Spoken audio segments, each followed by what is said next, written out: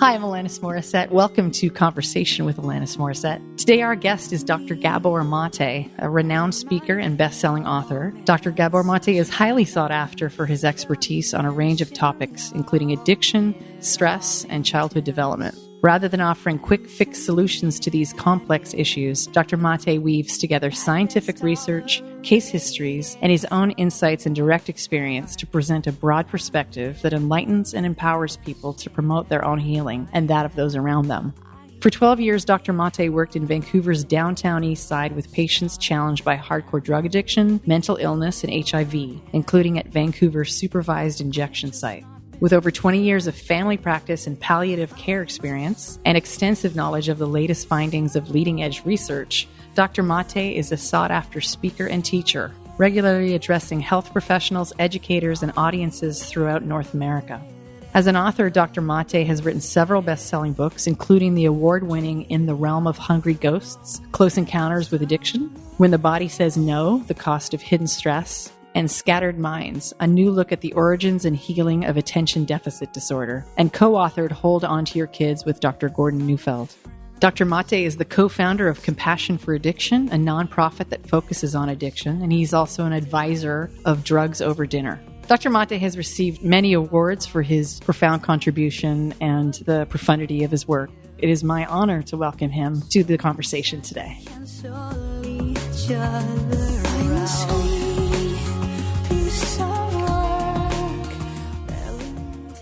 Welcome, Gabor Maté, to the show. It is a true honor to have you join us, and it feels very culminative to be having this conversation with you at the end of the year. So much of what you teach and so much of what I really think of you archetypally as a philosopher, certainly a doctor. I actually think you're a spiritual leader too. There's so many different aspects of addiction, ADD, the conversation of the war on drugs, how the brain works, the spiritual aspect, as I mentioned. You're coming at the conversation of the effects of childhood trauma on our bodies, on our relationships, on our lives from so many multitudinous angles.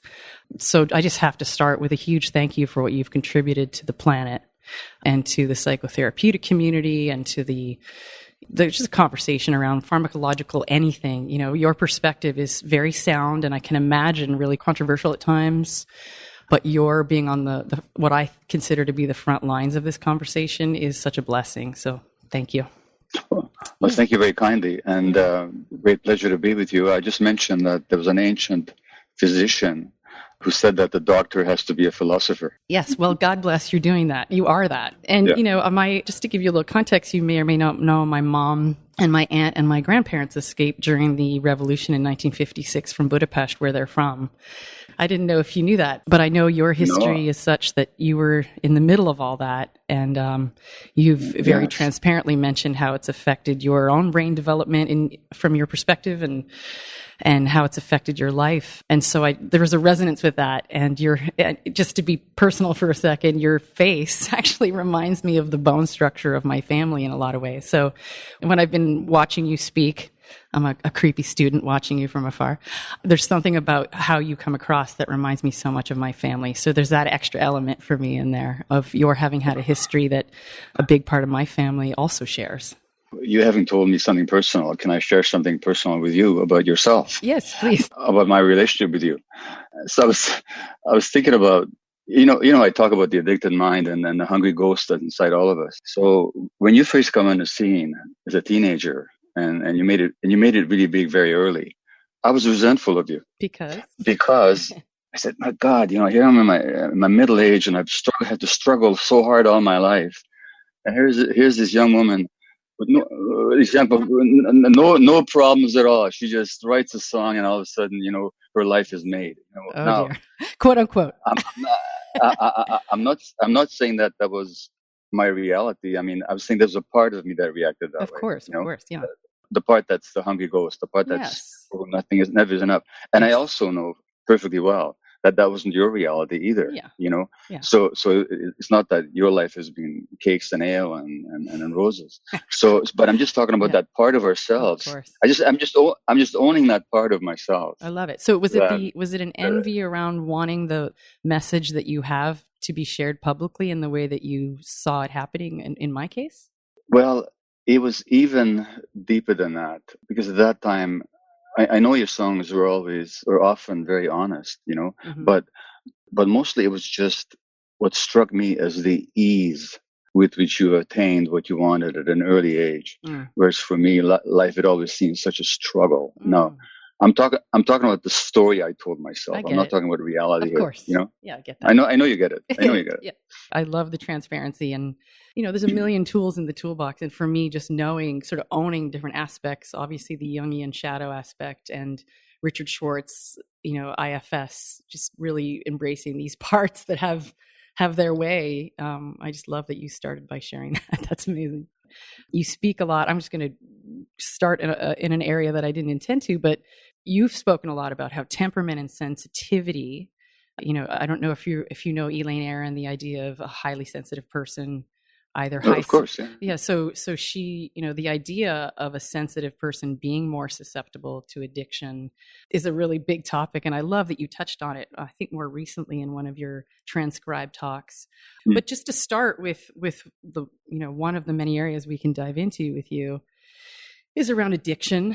And one thing that has touched me the most about your work is that I have directly experienced recovery around addiction, certainly denial around addiction, the actings out of addiction, the negative and consequential effects of addiction, particularly around work, food, love, big time in the love addiction recovery, and then shopping sometimes too, and just consumption in the past.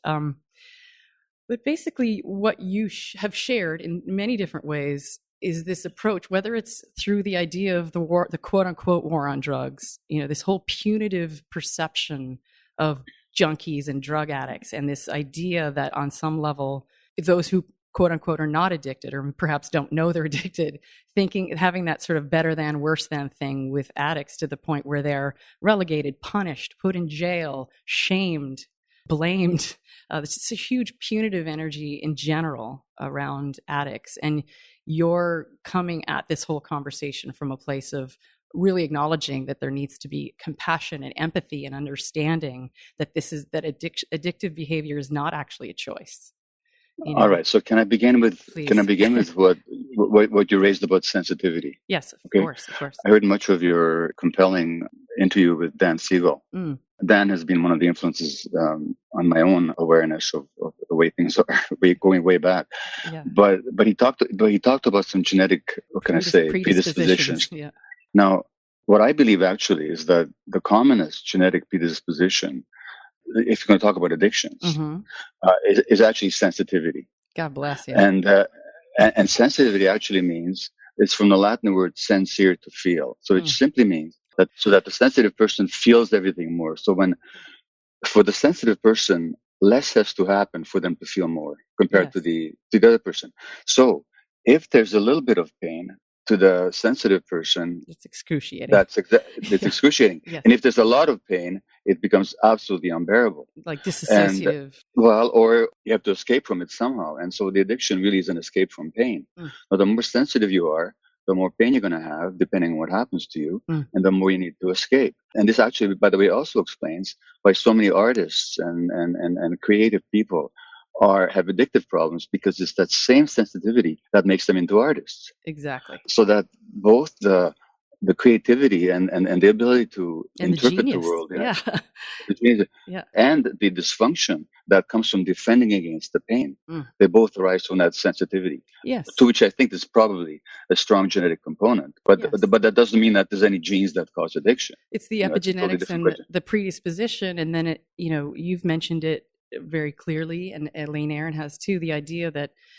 if a highly sensitive temperament, which according to Elaine is 20% on average of people and animals, I even think plants might need to be thrown in there, orchids, etc. But I think of, you mentioned John Lennon in a few of your talks. I think about Kurt Cobain. I think about a lot of artists who perhaps have the sensitivity temperament, but not given any kind of a handbook. Well, now there is one with Elaine and your teachings and mine as well in different ways, but there hasn't been ways or a handbook as such to support a sensitive artist who's quote unquote contributing so much to the world, how to navigate their personal life of extreme emotion and how to navigate the overwhelm and the overstimulation that can happen just day-to-day living, let alone the re-traumatizing effect of being in the public eye. I mean, there's an instant relational disconnect. And John Lennon, he's got this very raw song called Working Class Hero, where he says, I forget, you might remember the words exactly, I don't, but it's something about they torture and hurt you for 20 odd years. Then they expect you to pick a career. Right. And, nice. and he was talking about his own sensitive soul that suffered so much. Now, to bring this back to the war on drugs, then this actually means that the war on drugs is very often waged against the most vulnerable people in our society. The people who need the most support, basically. Who need the most support. Not to mention, of course, there's a huge racial angle to it as well, and especially cultural in Canada, and economic and culture, in Canada and United States both. But really, what it comes down to is that the more sensitive you are, the more you suffer. The more you suffer, the more you need to escape. And the more you escape, you might go to addictions, and then you get punished for it. So basically, you can't win. We're punishing people for being sensitive and being hurt. Amen. That's what we're punishing people. Exactly. And doing whatever we can. And I will throw myself into this category because I have been judged and shamed for various ways that I've done to self-soothe or self-medicate or whatever it is.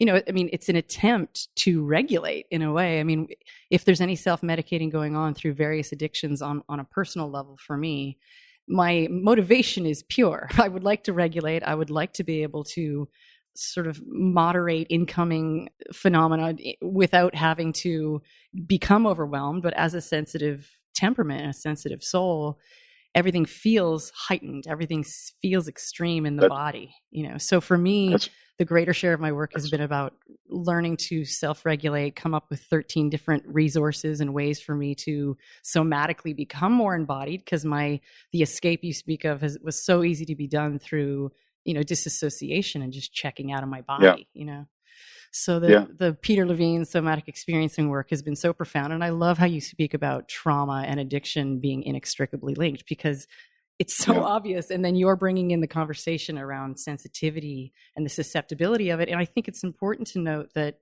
the susceptibility can work in the opposite direction too. If a sensitive creature who might be susceptible is in an environment of profound nurturing and warmth and connectivity and attunement and mirroring and holding and appropriate affirmation and guidance and all these wonderfully nurturing aspects, they actually can thrive triple-fold from my experience. Well, let me tell you about a study that was done either in Australia or in New Zealand, just about what you're talking about now.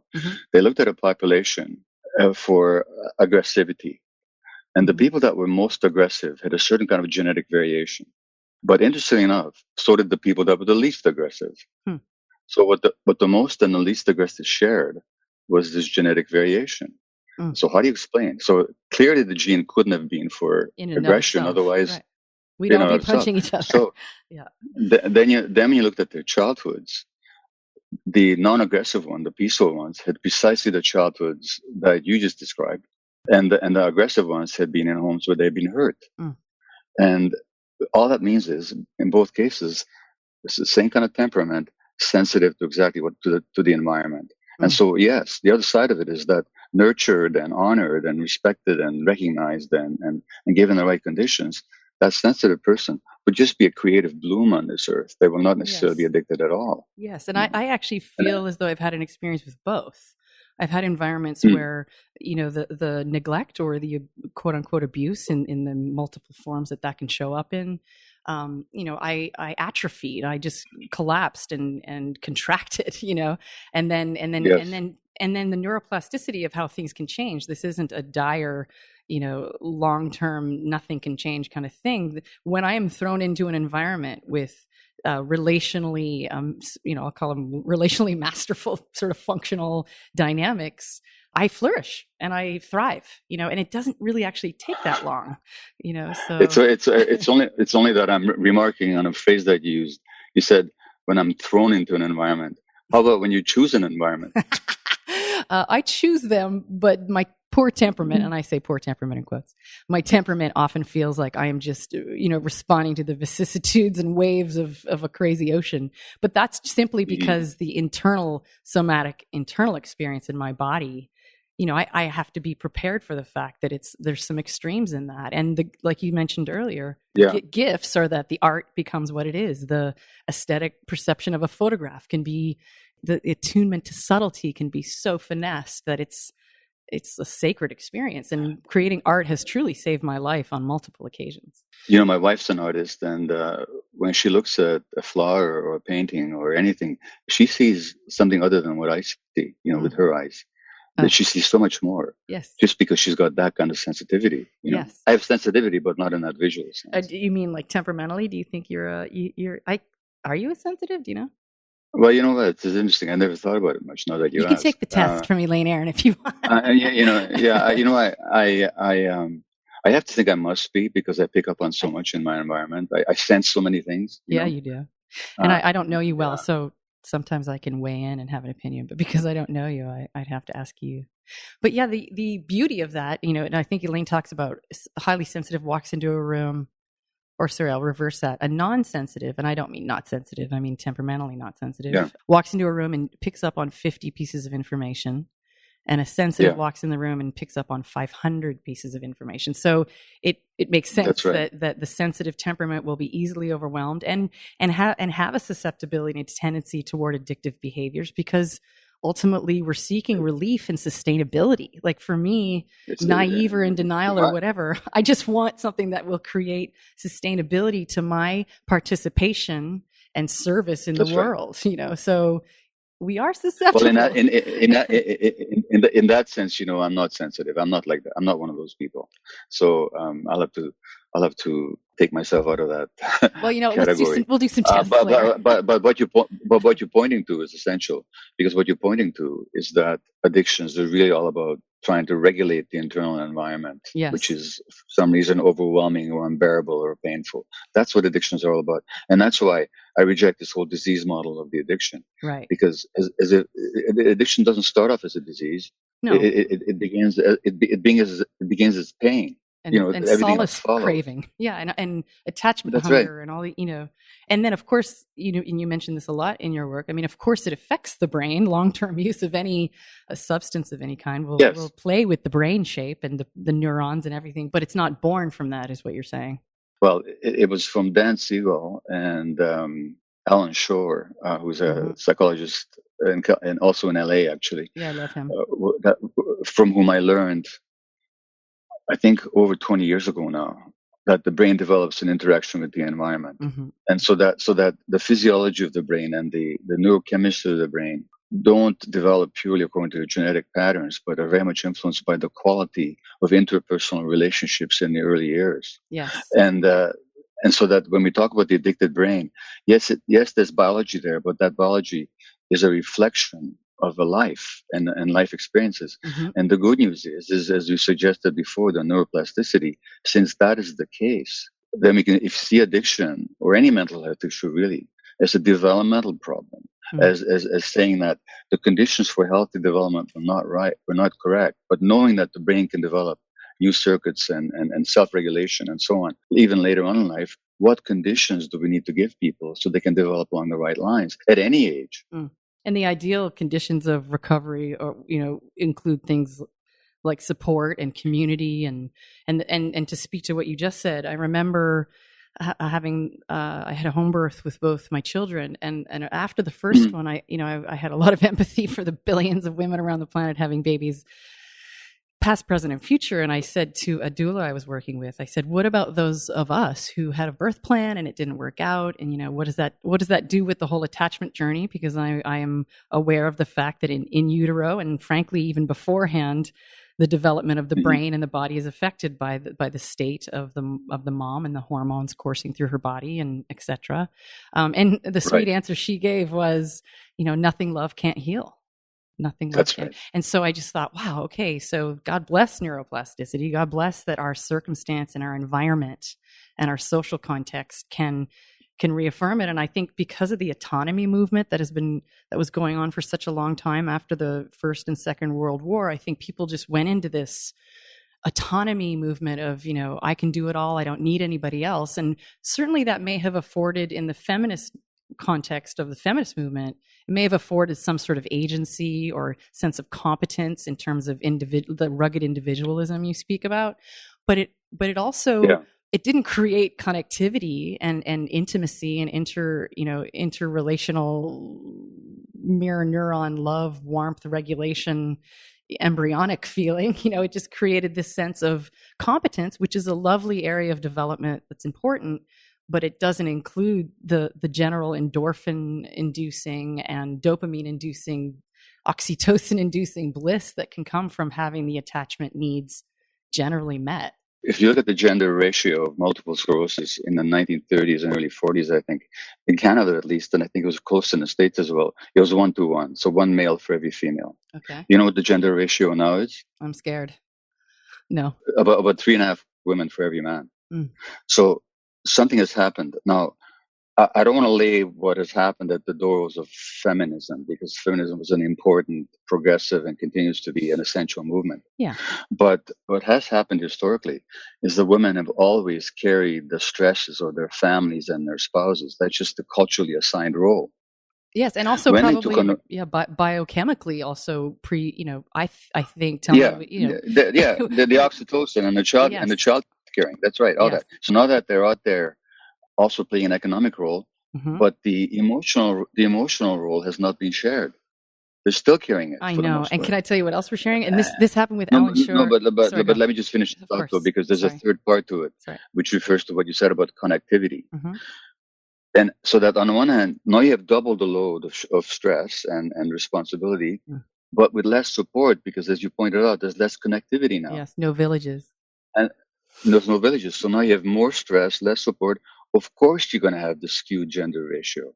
And so there's a price to be paid for all this in a sense of in the cost of health and so on. Yeah, and where a big piece of that is for me endocrinology. Like in the hormone world, if I'm trying, there's some theories, whether they're sort of empirically validated or not.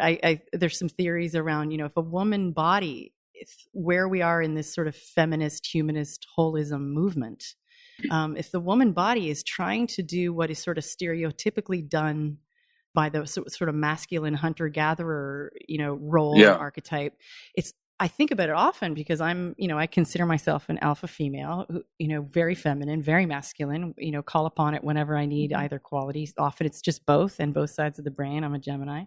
But the taxing, the stress of taking on all these archetypal roles that typically would have been shared in a village. I'm in certain isolated environments. I'm trying to be the aunts, the 6 aunts, the 6 uncles, the 4 grandparents, the visiting village friends. I'm trying to be 93 people to certainly my children and my family.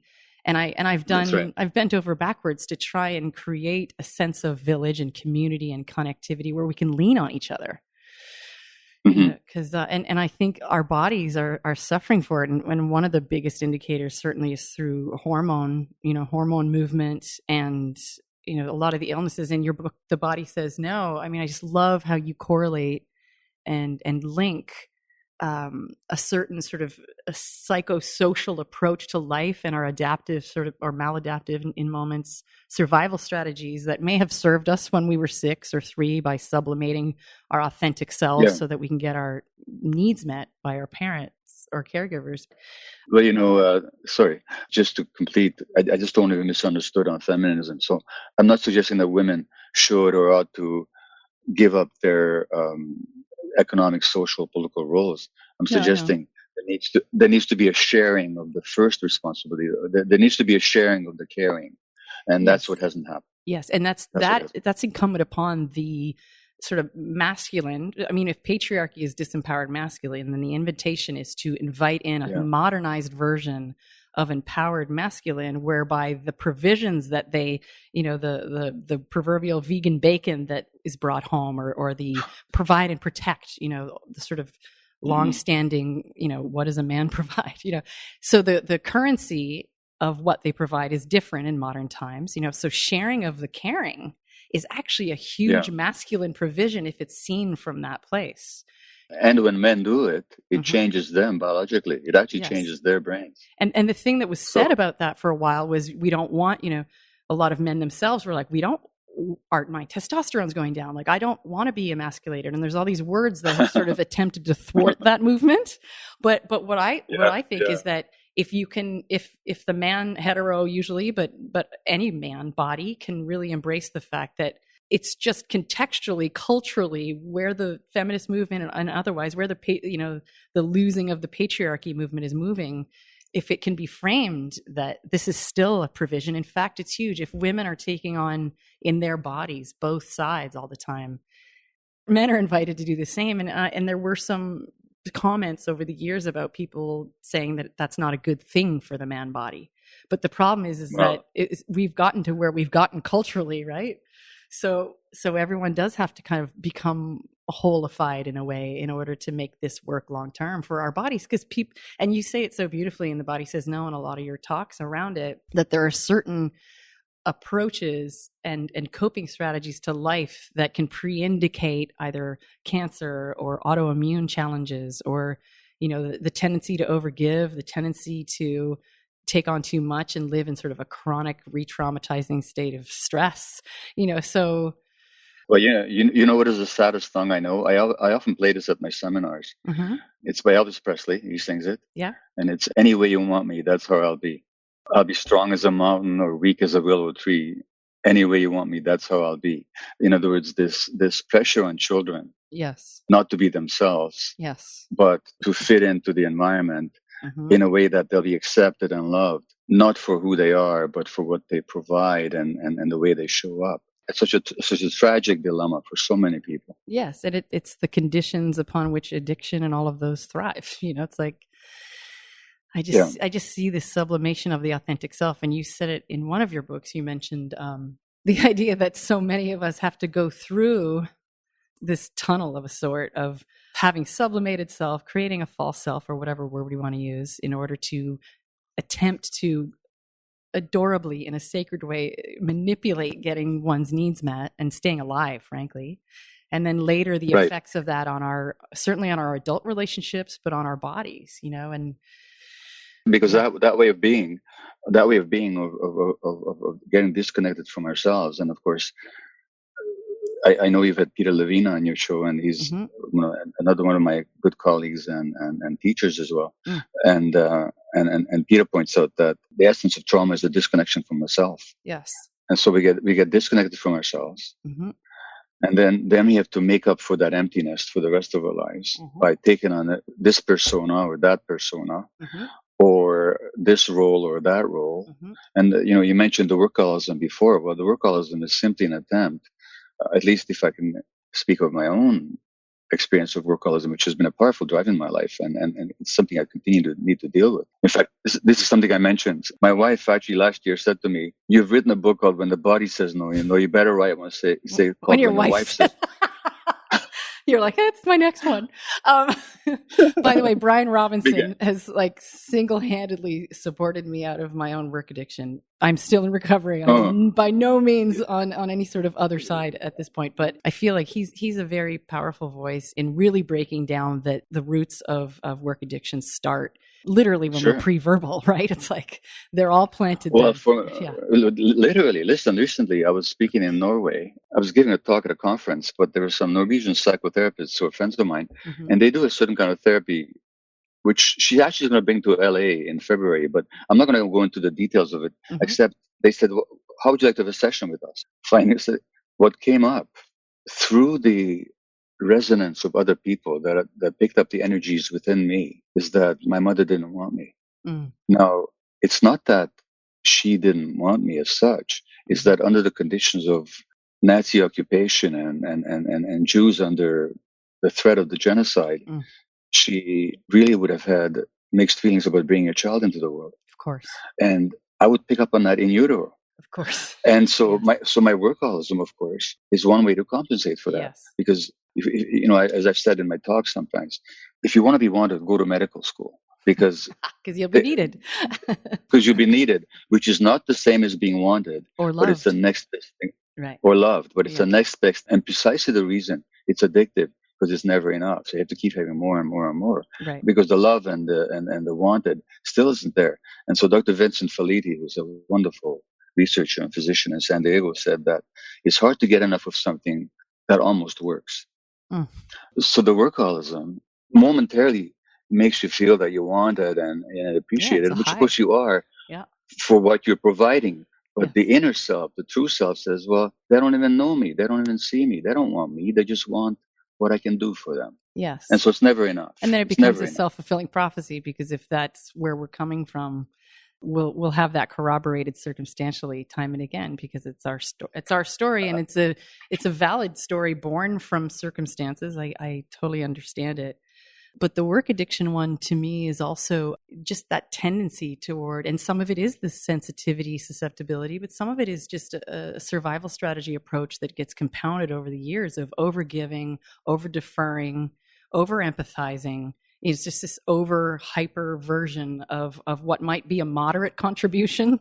It just goes to the whole other level, because in some ways I always felt that I had to meet people. I'll meet you 90% and you can meet me 10 if you feel like it, And so just my tendency to look at over generosity or over servicefulness or whatever it is, it's all under that umbrella of work addiction.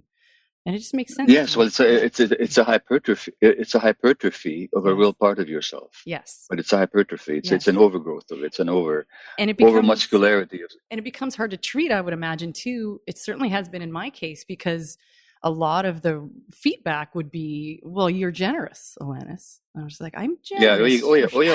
Wait, I'm generous, but this is extreme. Like, this is to the point. You talk about addiction, any behavior that gives you temporary relief, temporary pleasure, but in the long term causes harm and negative consequences, and you can't give it up despite those negative consequences. So, work addiction, if we just focus on that one for a hot second, the consequences of chronic cortisol. You spoke about in one of your books about how a lot of kids are given cortisol and stress-inducing hormones in order to address asthma and certain chronic conditions, because, and I think Peter Levine talks about this maybe, where the cortisol is so chronically high to the point of it being, in my opinion, traumatizing, and that at some point, tell me. You're the doctor. Dan Siegel. I was listening to your Dan Siegel podcast, and he mentioned this. The cortisol in the short term, it goes down.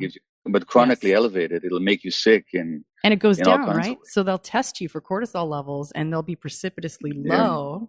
But that's not because the person has low stress. It's because the mechanism. You would have better words for this, but somehow the mechanism shuts down. The mechanism is exhausted. Yes, the mechanism is exhausted. Yes, and so now we have to give people extra stress hormones just to keep their bodies going. And this is true not just for children. If you actually look at cortisol or steroids, they're the commonest medication, whether you go to a lung specialist or a gut specialist or a dermatologist or a rheumatologist. For anti-inflammation or? It's anti-inflammatory, but it's really is the stress hormone. And so the question we as physicians ought to be asking ourselves is, if we're having to treat so many conditions with stress hormone, could stress have something to do with the onset of these conditions? And why aren't we looking at that? It's such a simple question. It is, and it's so valid, because especially with this information of how cortisol drops when it's been chronically maxed out in the red for too long, because it can be misleading. If someone takes those tests and they find their levels are low, they'll think, "Oh, my stress levels are low," but it's just shut down at this point. But in the meanwhile, the elevated cortisol levels will ulcerate your intestines, thin your bones, make you depressed, put unhealthy fat on your belly in a way that predisposed to heart disease, and it can also even suppress the immune system. Yes, this is chronically elevated levels of cortisol. So this game of I shouldn't call it a game. situation. This situation of getting the mind body unity, and how about our emotions and our emotional makeup and the stories we had to tell ourselves as children in order to survive. Those same stories are now keeping us in prison. Yes. And within our own bodies, really. It's just such an essential conversation. Yes, and then in terms of addressing, well, there's a few aspects to this. So the universal addiction process, from what I've grokked over having been a student and a mentee of yours, whether you knew it or not, the spiritual emptiness, the emotional pain, we can dissect these in a second, the disconnection from self, the need for escape, the focus on the external. The process itself becomes a furthering of the attachment hunger and these developmental needs that were not met. It's just we walk around with this hunger, and the process itself of operating from this emptiness. And I think the emptiness can also be born from having been raised by caregiving environment where there's narcissism, and you as a small human being are just part of the narcissistic supply or the appendage to the narcissistic caregivers. That creates, I've heard the hole in the soul, like that just creates this deep emptiness.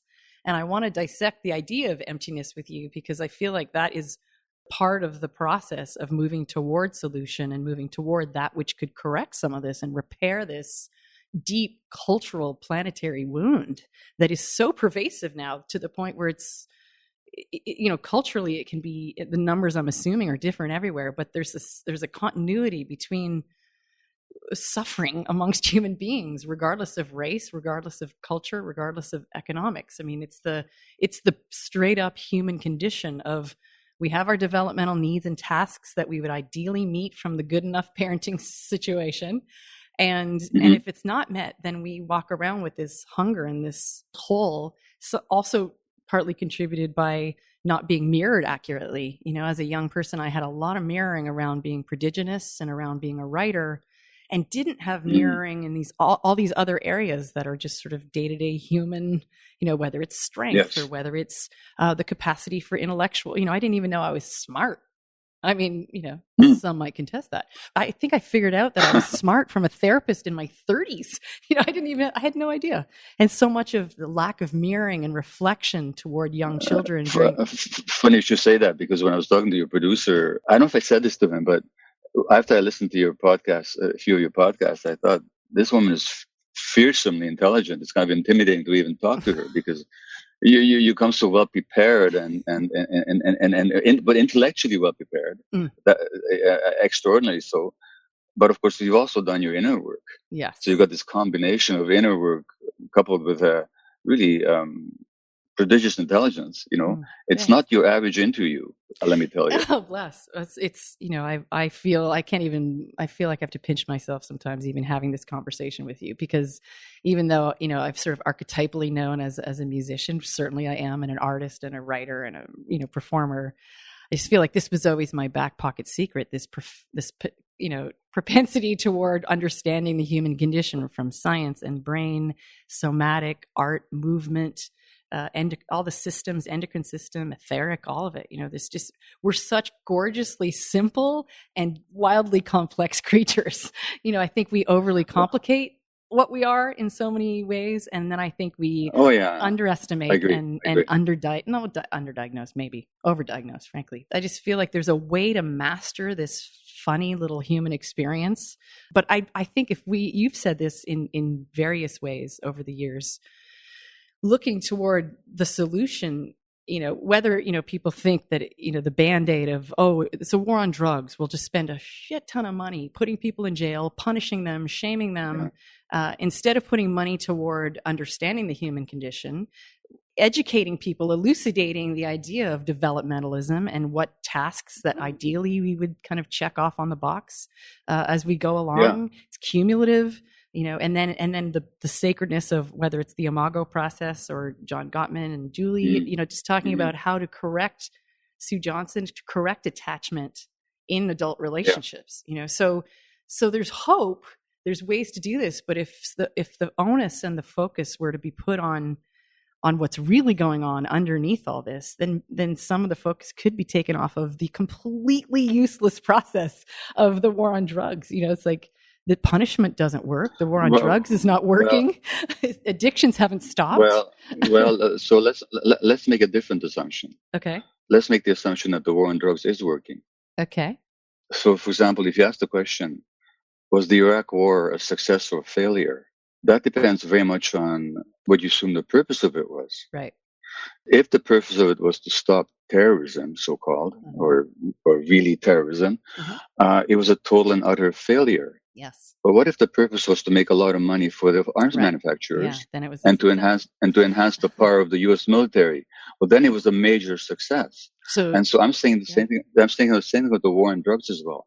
Is that part of its tenacity is not just lack of understanding of addiction, but actually the fact that it works for a lot of people. If you're a corporation that runs for-profit jails in the U.S. Oh, right. Got it. You love the war on drugs. If you're a police force that wants more weapons and more money thrown at you, you love the war on drugs. Right. If you're prosecutors and legal establishment that spend so much of its time prosecuting these sensitive, traumatized people, you love the war on drugs. Right. If you're a politician that finds easy votes in being down on the junkies and being tough on crime, you love the war on drugs. Right. And so again, it's working.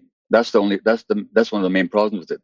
Now, the other problem, of course, is that if you take its premises at face value, which is to end drug use and to deal with addiction, of course, it's a complete and utter failure. Yeah, people will find it. But as I've said before, what it really is, and Bessel van der Kolk, who's a trauma psychiatrist, who's written a wonderful book called "The Body Keeps the Score." He said at one point, 95% of the people in the jails of the U.S. are traumatized children.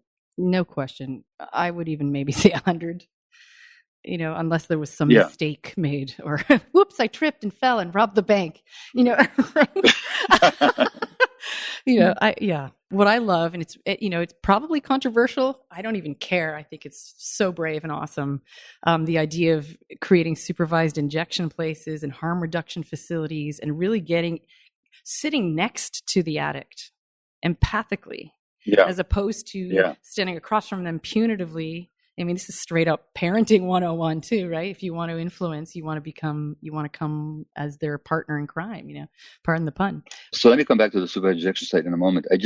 Something just leapt back into my mind that was there before, and then I lost track of it, which is that when you were talking about your own struggle to recognize your own intelligence, I had the opposite struggle, which is to be accepted. I had to dampen it down. Right. In other words, I couldn't share my insights, and because I could see stuff and I could recognize stuff that other people just didn't. Yeah. But how do you fit in if now? Fortunately, the part of me that demanded self-expression was fierce enough. was fierce enough, But I understand that struggle from both sides. Yeah. Now, in terms of supervised injection sites, well, let me ask you what your thoughts are first. First of all, I think that some people stopping, and I love the 12 steps for those people who have been benefited by it, millions and millions and millions of people. It can't be knocked in that way. Esther Hicks has come up with, the 12 steps that is maybe imbued with her and Abraham's personal take on the soulfulness and the sense of spirit and the connection with source that just permeates all 12 steps, So I love the reinterpretations, right. Buddhist reinterpretations, my own personal reinterpretations of the 12 steps. Then for me, that's one important step in the process. And some people do 12 steps and it allows them to stop and have a sense of community and have a sense of connection with people in their community who are on a similar path. And then some people participate in it and there's no, there may be no trauma recovery work. So in some ways it's almost as though there's a pause button that's been pressed. So the traumas themselves, the sediment on the bottom of the water or the ocean is still there, but it might come up once in a while. But the stopping is, in so many ways the step one. And then the invitation ultimately is to really look at the childhood trauma and and work through it. And there's tons of resources for that, a lot of which I can share on the website around this podcast. So far, I've agreed with everything you've said, and for those people that are able to take that abstinence step, that's totally great, and the 12 steps are wonderful. Actually. Yeah. But there's no one size fits all. No. And some people at a certain point just are not ready to do that, and the question is now, Should they be injecting with puddle water in the back alleys of With great Vancouver down shame, Sunnyside, right? Yeah. No. or and sharing and sharing HIV infected needles with one another? Yep. Or should they have a safe, clean place to inject Yes. with sterile water and clean needles, And and they get relationality, right? I'm assuming there's a human being in the room, eye contact and empathy, I would hope. that's the biggest part of it. Yes. That's the biggest part of it, and so that all of a sudden they're accepted for who they are for the first time in their lives. And if they happen to be people who at this point in their lives have to inject in So, order to feel okay about themselves, yes. so be it. But Yes. let them do so in a condition of relative safety, Yes. And where some they're not going to companionship. endanger.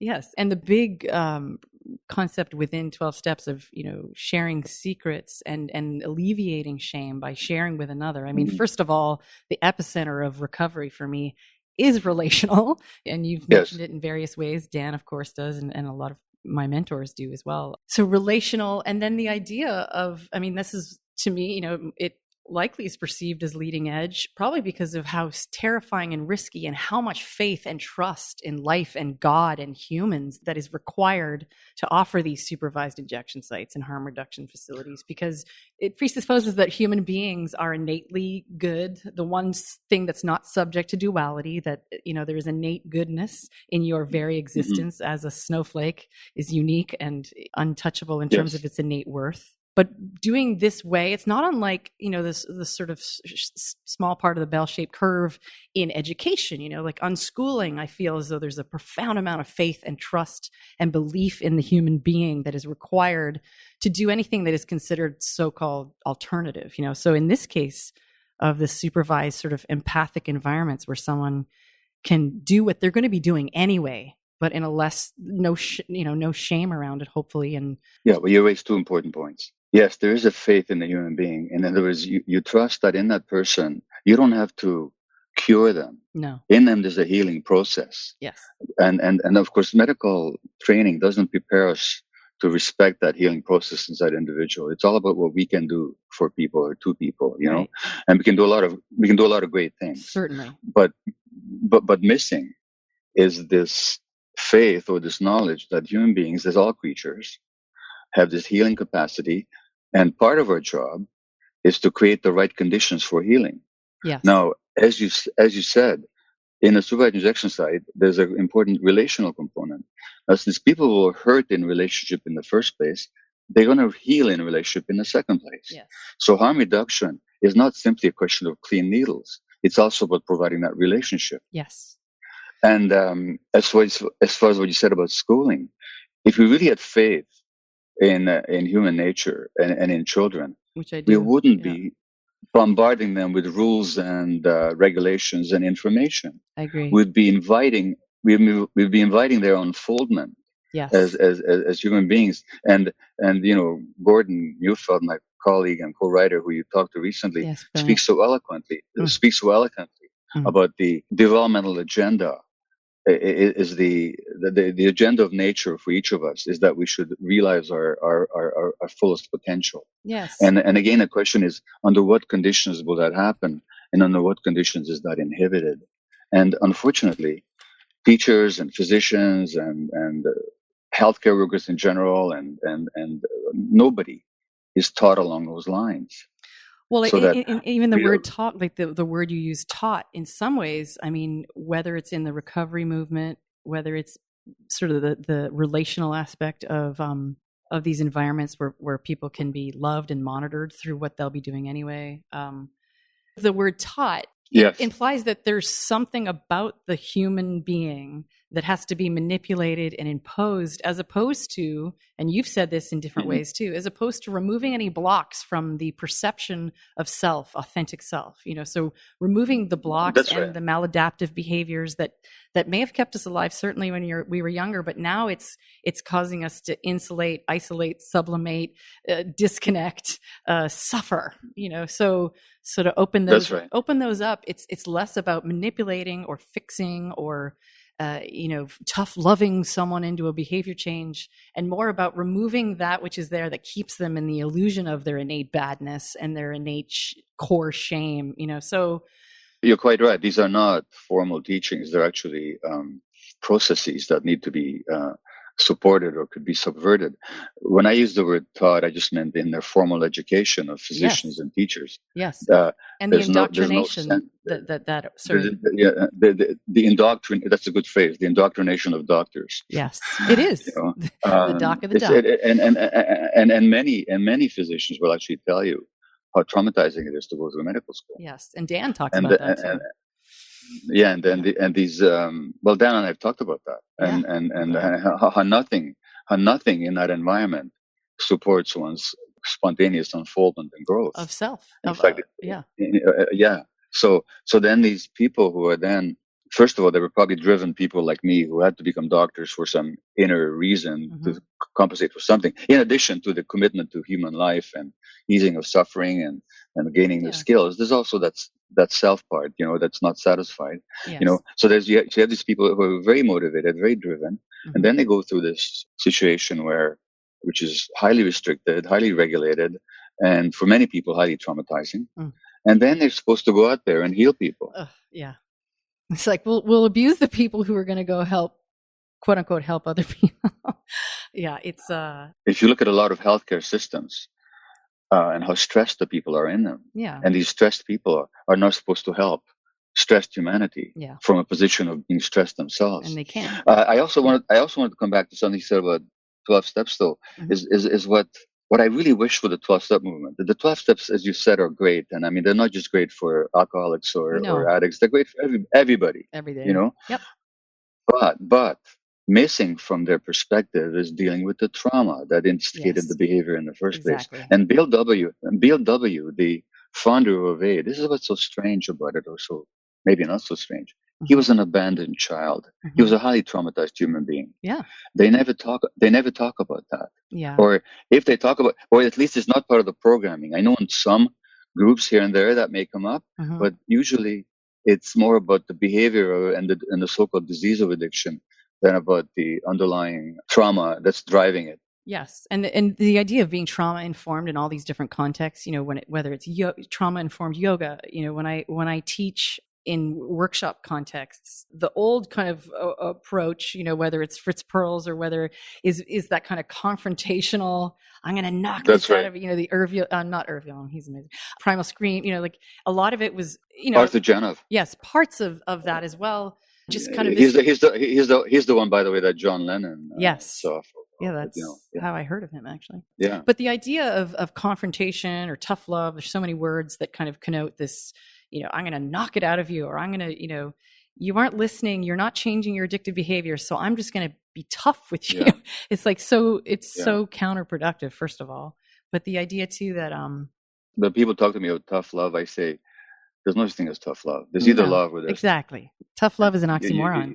And so when I would teaching now, these terms are synonymous, but the idea of being empathic is trauma informed because, whether it's Peter Levine or Bessel van der Kolk, Babette Rothschild, like really coming at it from this empathic inside out, I'm with you, relational connectivity, mirror neurons. It's what we were born to do, is to do this together, So I'm actually really excited about this movement toward relationality as the epicenter of healing. And I see it happening. It's great. It's great. And it's great. And there's so many more forms of therapy that are being developed based on that principle. And you mentioned Sue Johnson and a bunch of other people as well. Yeah. What the phrase trauma informed brings up for me, though, is it's kind of it's almost hilarious. Some institutions are now telling the public that they're trauma informed, which is a good thing. If they are, it's good. If they are, but I think what should be required is that every other place should put up a sign saying we're trauma uninformed. Yes, nice. Like what does it mean that to be trauma informed? It just means that you're aware of reality. You know what's going on, right? What actually is going on. That's all.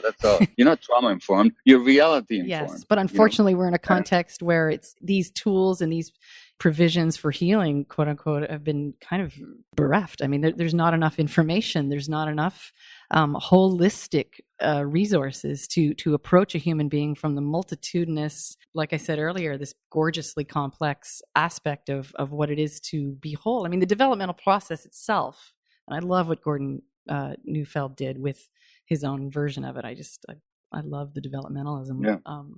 Yeah. The idea is that there are certain things we need. Maslow's hierarchy, whatever. There are certain things we need, and if we don't get That's them, right. and you speak about, the needs are for attachment and a need for authentic self or authentic self-expression.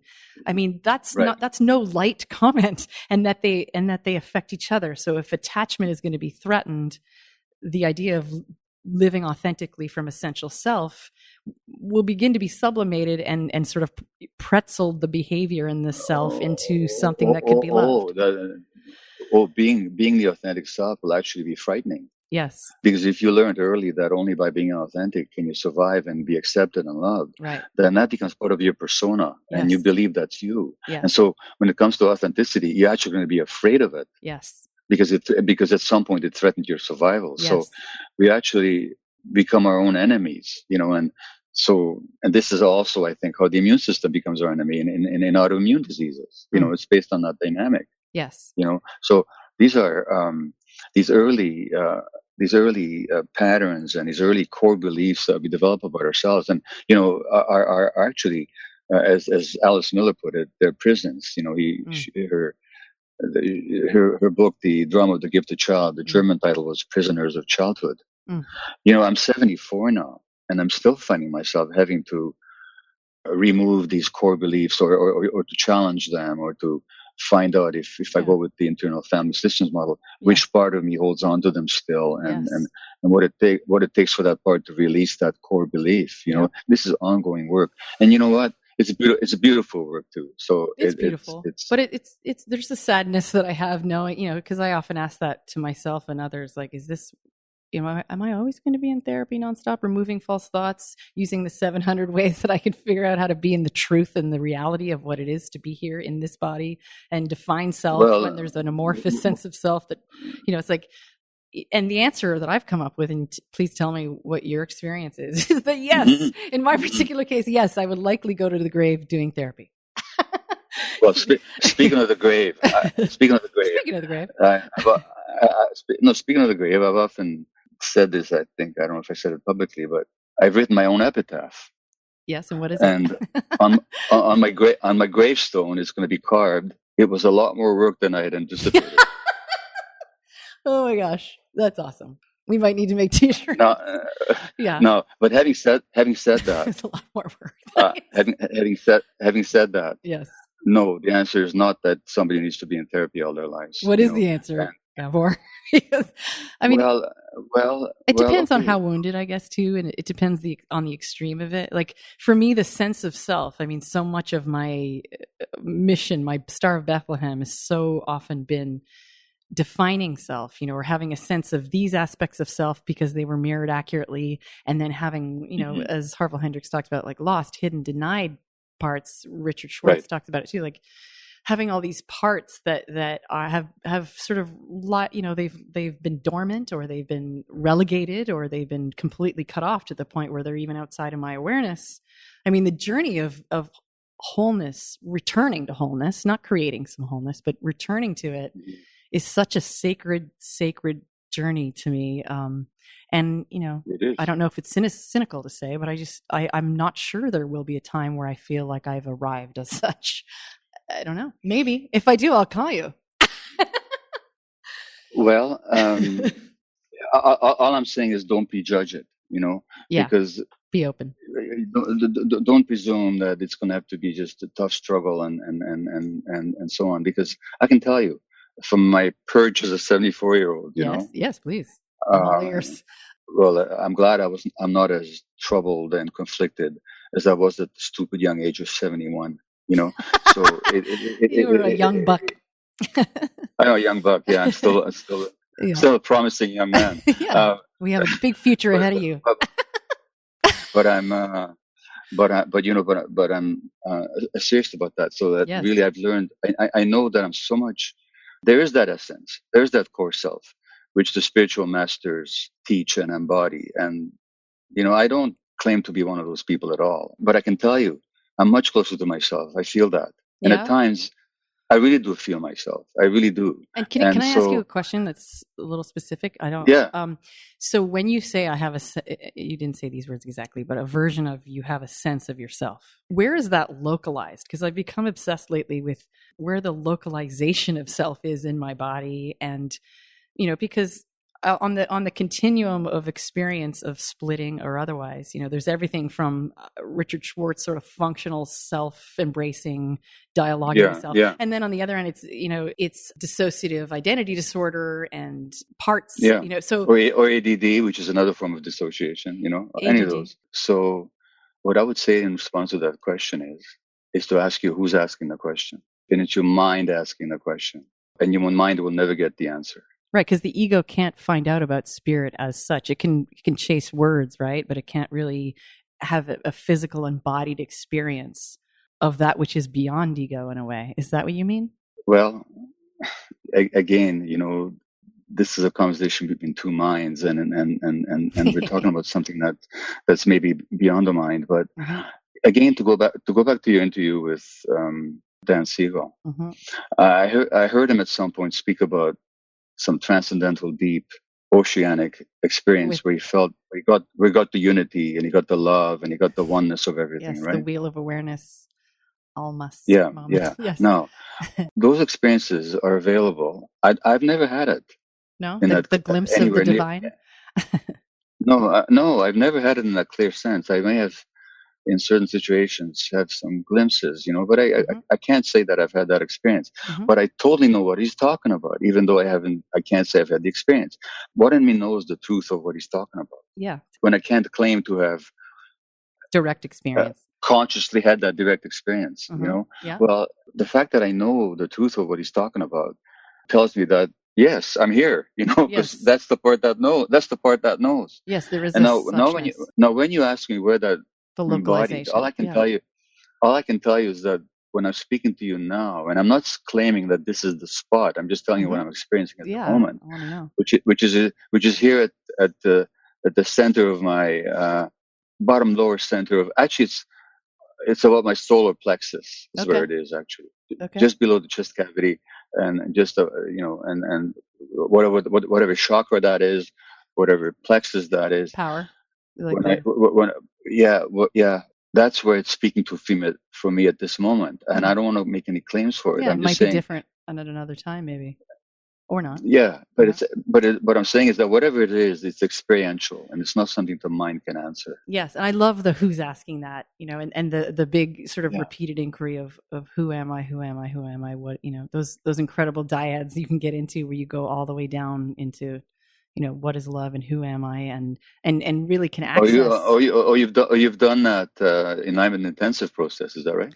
Yeah, I've taken a lot of trainings and gone to different workshops. I've had a lot of teachers, and then I'm now in a privileged position to be a student and teacher. So I love teaching, and I Mm. facilitate all kinds of experiential exercises whereby people can access aspects of themselves that have been outside of their awareness. And also for me, I'm putting on an embodiment symposium in the new year, just approaching the body from certainly somatic experiencing and trauma informed awareness, all the way, right down to, Okay. So let me ask you then. yeah, yeah, So you've done all this work, and you actually have gained all this mastery, and you're doing all this teaching. sort of. Yeah. Have you? Yeah. I'm in the middle of Well, it. yeah, Yeah. yeah, yeah. Okay. So in all that, Mm-hmm. have you had a sense of what the answer to your question is? Of where it's located. Have you ever had any sort of even momentary A sense of where it's localized. sense of it or touch of it? Have you? I'm not even asking you to tell Yes. me where Yes. in your body it is, but I'm just asking you if you've had that sense or not. Well, I could actually answer both. Yes, I've had the sense of it, Okay.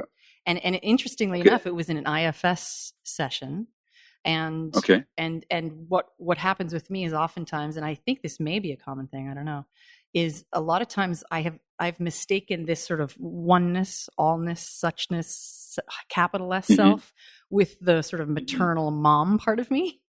So a Hmm. lot of times they want to blend, but once I kind of unblend them and ask them to sit next to me so that I can access the capital S self, the oneness part that Yeah. is not subject to Okay. duality, and then it's Okay. all over. It's not in my face. It's not in my throat. It's the Okay. entirety of being that I feel. It's very warm, very compassionate. Richard talks about the C's: creative, compassionate. Okay. And so, Okay. Well, if that's the case, mhm, then that's the answer to your question right. of of will it be decades more of intense therapy? No, it doesn't need to be. It Nice. just needs to be not just. It's not just just. It's not simple. It's not easy, but it needs to be more contact with that very part of you, or that self of yours. And Yes. the more we're in touch with that, the less therapy we actually need. Right. Now, Right. Nice. it's also true, and I'm doing a workshop on this in Santa Cruz in March. It's possible to have great spiritual experiences, Yes. The spiritual but not bypassing. do the spiritual, that's right, and not do the emotional work. In which case, these wonderful events that people experience just become memories or even Yeah. boost to the ego. Yes. But nevertheless, if one knows not to do that spiritual bypass, then I do think that the more that connection exists, the less therapy is required. Yes, because ultimately, isn't therapy a facilitation back to that? I mean, that's ultimately, I I think, what we're all going in to receive is love, and that sense of oneness and that inextricable link between all of us. You know, we want the ocean, and we're these adorable, incredible, well-meaning drops. We're, a That's lot of right. us That's right. maladapted all over the place, but we're yearning for the ocean and that which is not subject to duality. So that would be the antidote to the fear of thinking that therapy would have to continue even after the grave. But by the way, if it does have to continue, Mm-hmm. I say so be it. Oh yeah, it's all like It's and so a fluffing back to the original wholeness. So it's a that's sacred act. It's a sacred journey. But speaking to the epitaph that you have, it is a lot more work than I thought. But you know what? It's work that I'm up for, because the other option is to shut down and, frankly, to be consumed by these addictive processes and people and behaviors and die. So I mean, I'm gonna die, but I'd like to stay as long as possible. well, Yeah. we're all going to die, Yeah. to quote one of my spiritual teachers, Mm-hmm. we don't have to commit slow suicide. Yes. You know, Yes. The self harm and the and last thing, yeah, but also just by shutting down ourselves. right, You know, and being the walking dead in a way. I mean, it's yeah. this vitality. I mean, so much of the urgings and the cravings for me are about the pleasure and the vitality and the aliveness of being, combined with the relief Mhm. from the stress and the overstimulation and the constriction. So you briefly mentioned ADD and it being sort of, you threw it in a category of the effects on children, challenging childhood, but also particularly around the stress of the parents, and not to diss Yeah. Yes. parents. I understand the stress of the parents officially, but can you tell me a little bit about that, to support people who may have it themselves, but also have children who have it? If I could be self-serving here, I'll mention the first book that I wrote, Yes. the Canadian title of which was Scattered Minds, Mm-hmm. and you look at the origins and healing of attention deficit disorder, Mm-hmm. and the American title of which is Scattered, How ADD Originates and What You Can Do About It. Mm-hmm. And what I'm actually saying about it, and if you look at the statistics, and the more Merck is being diagnosed and medicated, the whole idea that this is a genetic disorder, they consider it to be the most heritable mental illness there is. Hmm. I totally reject that view. Yeah. First of all, I don't think it's an illness. And secondly, I don't think it's heritable.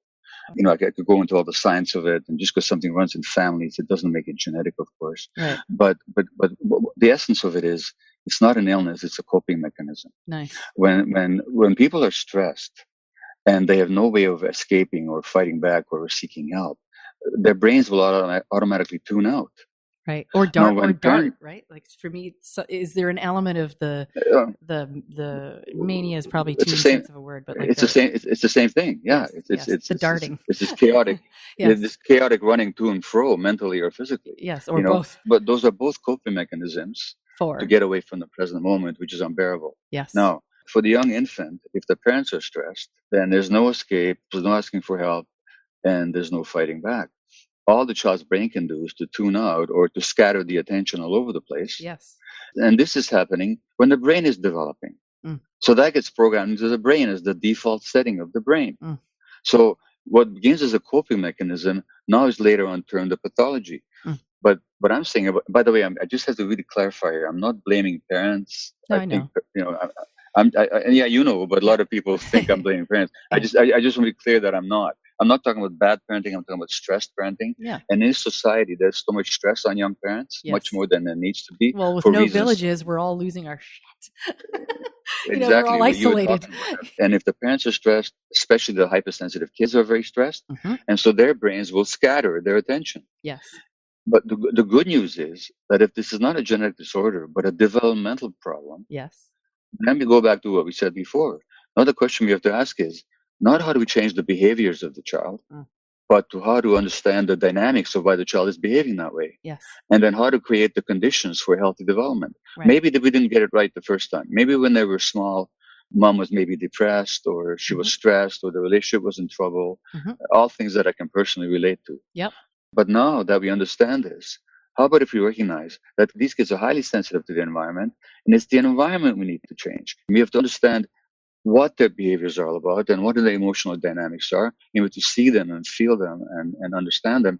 And in that condition, they're then going to develop in a healthy way. Yes. And so if you see it as a developmental problem rather than a disease, you've got a much more agency around supporting it and repairing. That's exactly it. Yep. That's exactly it. You have agency and you have possibility, as opposed to all we can do is medicate. And by the way, I'm not totally against medication. Sometimes I'm taking them myself. Appropriate. Yeah, sometimes. Totally. I'm just not the answer. They're not the answer. They're not the long term. Yeah, not a long term answer. No. And one of the things that you're bringing to your whole body of work and in general is this quality of curiosity, to look under the hood.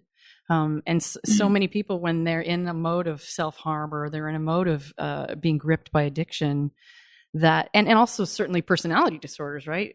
Narcissism and sociopathy and psychopathy, like the idea of curiosity and the willingness to go, well, what's happening here? All these pointed questions that you're asking. It's a muscle of inquiry. It's a muscle of looking. And so I think it's incumbent upon this is where I look to the macro and how sort of planetary service could be supported.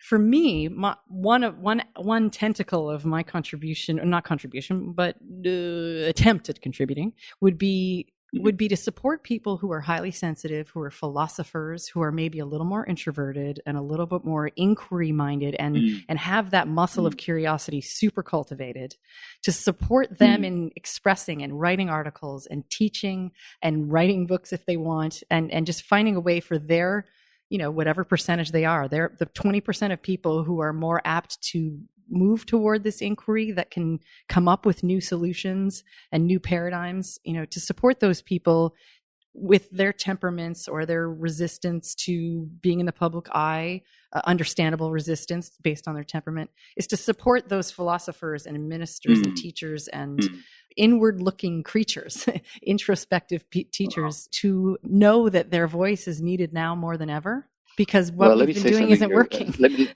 Yeah. First of all, that's wonderful that you're committed to doing that. Thank God I don't need it. I once went to a course where they said, this is for people who are afraid to stand up in front of a group and say something. And I was going to say, how about something for people who are afraid not to stand up in front of a group and say something? But exactly. Yes. But here's what I'm going to say to you. Really, you may choose to exercise what I'm going to say here. It's totally up to you. I have no agenda here. I'm all ears. I just want to tell you one thing. I've noticed a number of times in your conversation when you talked about your healing work and so on, you quickly threw in a kind of self-deprecatory comment. Yep. Like, or I try to, you said, or something like that. Yeah. Disclaim. Or when you've done all this work and you do have all this mastery, and then I said, and you said something like maybe.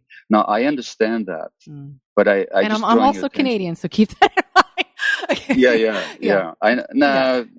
But you know what? I know what you're saying. I know what you're saying, and I appreciate it. It's probably a little bit of a social lubricant, my humor and self-deprecating thing. But No. I actually think it's an old dynamic. Yes. That's what I would. Well, it's the playing small thing that you might relate to, right? It's there's an element of my not having had the intelligence mirror combined with feeling isolated in how my brain and spirit and self-expression worked, So when I meet people like you and the lovely, inspiring people I've spoken with on this podcast and just, philosophers in general, and especially in the psychotherapeutic biochemical science world, I feel like way less of a freak. And it feels really home to me. So thanks for saying that. And I will, I'll definitely stop with some of the caveats and the disclaimers that I do. Well, so the second point I was going to make is don't try and stop it, because you can't. It's automatic. Mm-hmm. Just notice it and be curious about it. Mm-hmm. To speak of curiosity. Yes. Okay. Just be curious about it. Yeah. You can't stop it because you're not doing it. It's not you doing it. It's not that you decide to do it. Mm-hmm. Often, if you're like me, it's sort of automatic. Yeah. And Byron Katie talks about how the thoughts think us. So it's like that's right. Yeah. That's exactly right. Mm-hmm. Now, the other thing is about what you said about inquiry. So again, you can just leave this out totally if it doesn't work for you. Yeah. But I've just today got an email. We're launching an online course called Compassionate Inquiry, which is my method of working working with people. And so that's gonna be. It's actually called Compassionate Inquiry. It's the way I've learned to work with people, and brilliant. It's based on workshops that I've given on the subject, and so that'll be online in January. And if you're at all interested, we can send you. I can have Stephanie send you the information about it. If you're not interested, and if you don't want to sell stuff, please leave this out of the conversation altogether. It's in. It's staying in. Thank you for mentioning it. And in your experience, is compassionate inquiry is it a muscle that you can teach to people? Or is it a predisposed kind of tendency toward introspective activity? No, you can actually teach a lot of it. How it developed was that people kept telling me, you should teach what you do. And I said, I have no idea what I do. I don't know how to teach this. To make a long story short, it turned out there was a teaching, and with the help of others, we distilled it, and it's become a very successful program that I've given to hundreds of therapists and counselors. Now, due to no thanks to my own efforts, it's becoming an online course and available to people. So that's why I'm mentioning it. It can be taught, yes. Okay. Certain gifts can't be taught, but a lot of people have their own gifts, and everybody will use whatever approach they learn in their particular way. Yeah, like in when way. That's exactly right. Yes. Well, I feel as though I could continue going down each subject for another 100 miles with you, and I just want to take this moment to thank you so much for engaging in this conversation with me and for the large one that you're having in the world. God bless you. If there's anything I can ever do to support your unfolding mission, I'm here. Thank you. Thank you. And thanks for being a philosopher archetypally. It's such an amazing part of you. It's such a joy. Well, thank you. Thanks so much. Take care. Okay, you too.